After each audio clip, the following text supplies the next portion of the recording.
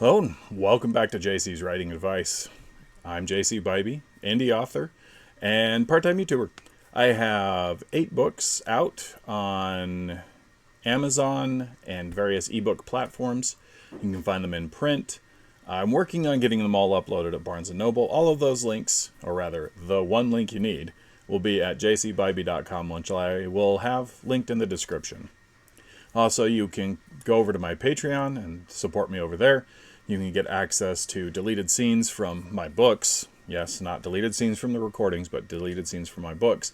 And extra scenes or extra stories that I've written, specifically a cyberpunk story that is exclusive to Patreon. You can only get it there. Today, we've been talking about world building in previous lectures. So today, we're going to take a look at my newest project. It is associated with my role-playing game that I'm creating called the Merit System. If you want more information about the Merit System, I will be eventually uploading videos to another channel that will be talking about how the system works and its progress. But with lots of RPG systems, you sort of get a generic rule set, and a lot of them like to include a campaign setting, somewhere to just play the rules. I'm going to do the same. My first campaign setting is going to be based off the Telvanna Mysteries, my fantasy book series. But I wanted another one. And I'm working on a young adult series, but I liked the world that I was building there. And so I've cribbed a lot of the ideas from that setting and put them into this new one. Currently, the working title is Ghouls and Gas Lamps. We'll see what the first book is actually titled. I haven't got that far yet. I've just barely started it. So I'm going to transfer over to my first chapter of this book to kind of go through some of the points of the world building lectures that I've done so far. So here we have it. Ooh, I need to zoom in a little bit on that. Let's go over here and zoom in. Now, I have grammar software up and running. So chapter 1, sometimes daylight makes everything worse. So a lot of authors will talk about the importance of your first line. Your first line needs to be a good hook. It needs to be something that says, this is going to be interesting to read. I work a lot on my first lines. My first book, Hero Unit, let me see. I'm going to grab that real quick. Shout out to Taylor A. Jenkins, Academy for Young Supervillains. It's a great book. She's working on her 3rd book in that series, I believe she said. So, this is Hero Unit, my very first work. So, this is the first line of Hero Unit. And this is Hero Unit 2nd edition. So, the carrier's tires hissed on the new pavement as it rolled down 7th Avenue. Not super interesting compared to other first lines. It does give a little bit of a hook. What's the carrier doing rolling down 7th Avenue? That sounds very military. So your first line can not only be used to hook your reader, but also set up a little bit of world building. Daylight. Why does daylight make everything worse? Why in this world would daylight be a problem? Well, I answer that question. For example, today, the morning dawned bright and clear, leaving the glorious city of Trenton bathed in sunlight instead of its usual fog. I am attempting to evoke the feeling that you get from Victorian England, Sherlock Holmes, the London that always seems perpetually shrouded in fog or smog, depending on just how far into the Industrial Revolution we're talking. So again, you have a place that's usually shrouded in fog, and all of a sudden it's nice and clear. And so it also highlighted just how revolting a corpse looked after floating in the lake for an unknown amount of time. We have a mystery. So a lot of my books are not a lot. So Helvana Mysteries is written in first person. Hero Unit's written in third person. This one is, and actually Iridescent, my young adult series, is also in third person. So, or first person, not third person, first person. Don't know why. It's just the way the voice works for those characters. So, here in this first paragraph, once human, so we're dealing with humans, White Sand Lake. We know that the lake has probably got white sand somewhere on it, involved with it. And then you get the first actual line of dialogue. I don't like your chances on this one, love. I glanced up at the patroller who was currently acting as my escort. He was an older gentleman, probably human. So how much world building happens in those two lines? Oh, let me finish that sentence. Though there was a hint of Elvish about his black eyes with their almond shape and his gently pointed ears. So I'm leaning a little bit into some of the fantasy tropes of elven biology, or elven look. But he's not. He doesn't have that ethereal quality that a lot of writers put into their elves, and that's because in this particular world, there's going to be a lot more intermixing of the races, simply because that's the kind of society they're in. That's the world, how the world's developed. We know there's humans, we know there's elves. We know that there are police, and that for some reason, this person, my main character, probably a woman, judging by the guy's colloquial use of the word love, needs an escort. For those that are familiar with, say, Victorian England and the societal norms, I'm playing a little bit off of that. I'm not going to have quite as much of a strict society. Again, that's due to difference in societal evolution. I mean, this isn't Victorian England. I'm using some of the trappings, some of the ideas, some of the, for lack of a better word, some of the tropes of that time. But I am adjusting them because this is a different world. It's not England. It's not even in our world. So I get to play around with, what do I use? What don't I use? What's going to be a good source of conflict for the plot? My main character is in fact a female, and she has something different about her. She doesn't know what it is. Nobody knows what it is. Their technology is advancing. They're beginning their industrial / magic / alchemical revolution. The three, so you've got science, you've got magic, and you've got alchemy. Alchemy and magic are two separate lines in this. And it is beginning to advance, and so people are starting to learn, but they're still not as far as, say, our society.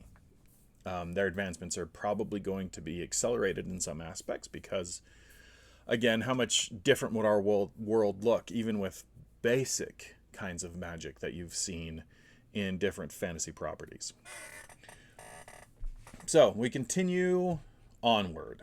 What makes you say that, officer? I trailed off. My quick glance hadn't allowed me to see his badge, and I couldn't afford a longer look, since I was still monitoring my sample. Alchemy was a delicate art that required a great deal of attention. So I'm establishing she's an alchemist, and alchemy has rules. She can't take her focus away from what she's doing. Again, think about the world that's being set up. Edmund, ma'am, the officer replied. Oh, good, I've got to get a better chair. Anyway, I get the impression he tipped his hat to me, though I couldn't have said for certain. And I think you're going to have a hard time with figuring anything out from a body that looks like that. And again, anybody that has ever watched anything about what bodies look like after they've been in water for a while, it's hard to sometimes even discern that they were human. I nodded, but kept my attention on the vial suspended on my portable alchemy table. I had inlaid the circle myself, going so far as to purchase the raw silver and refine it myself. See, this is one of my problems. when I'm writing, again, this first draft, I've done almost no editing on this. So you got that repetitive myself. Something to keep an eye on as you're writing. Catch yourself and your little quirks. That is one of those things. That's one of my quirks. I will often repeat words, and a lot of writers do this. And so revisions and writers groups and editors will help you catch those mistakes and hopefully improve them over time. Before setting it into the oak surface, my adoptive father had crafted the case before his passing. Every time I used it, memories of him and my mother came flooding in. Their deaths were sad, but not unexpected, as full-blooded humans living into their 80s had come as a surprise. So, we're getting some more world building. Humans don't live as long as other races. 80 years old is a long time, especially in Victorian England. 80 years old was really, really old for a lot of people. And again, their social class, I haven't really addressed that much, but their social class could also dictate how long they lived. We now know that she's also adopted, so she doesn't know much about her past. So, you're an alchemist and an investigator? Officer Edmund continued. The man seemed pathologically incapable of being quiet, though I had to admit I preferred the curiosity to the silent stares I sometimes endured. My technical title is City Inquisitive, I replied. A lock of curly red hair somehow escaped my inquisitor's cap, my badge of office, as it were, and fell across my eye. I ignored it. Until the alchemical process was finished, I couldn't take my hands away from the table. And while this body is badly bloated, I think it will be quite possible to learn enough to continue my investigation. Again, I don't want her to come across as rude. She understands the norms of her society. She accepts the norms of her society. And again, other writers will approach it differently. That's their prerogative. I don't want my character to try to be this crusader for social change. She has a job. She has things that she likes to focus on, and that's what she's going to be doing. She likes to get her questions answered. She has an ability to use alchemy, and that can give her the extra step that she needs to get the answers. So you can see we're just about halfway down, a little more than halfway down the first page, and you already know quite a bit about the world, and you know that the plot is she's going to be solving a murder mystery. At least on the outset, that's what it looks like. So I have given you guys, and Dan Wells, a mystery horror author, once said that, let me see, make sure I get this right. I have it written down. Chapter 1 is the promise you are making. So, the promise I'm making is this is a fantasy setting. This is a Victorian-esque setting.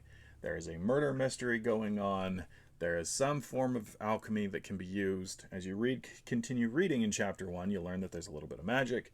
There's at least one other race, maybe more. So I have built a world and built a level of expectation in very little time, and there are no big blocks of text explaining everything.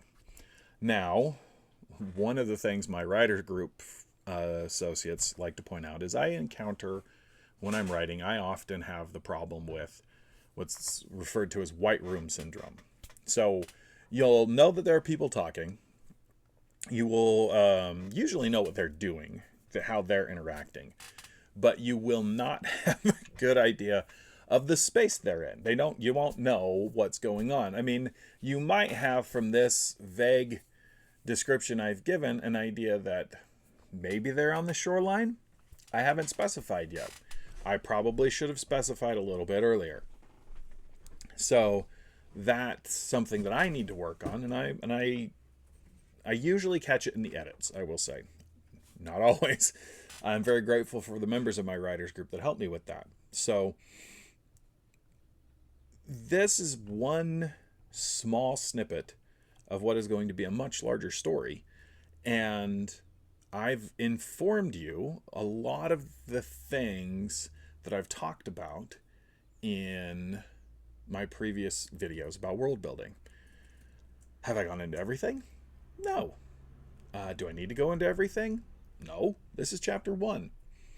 The beginning of your book, especially in a new series, there's world building that needs to be done, and then there's world building that can be done. Religion and politics and history, those are things that you sprinkle in throughout, that you use them to inform the plot and inform the world.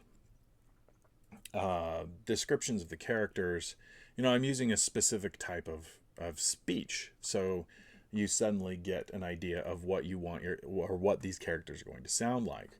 I try to give descriptions of what they might look like. That way, as the reader is going through this book, they can start forming that picture in their mind.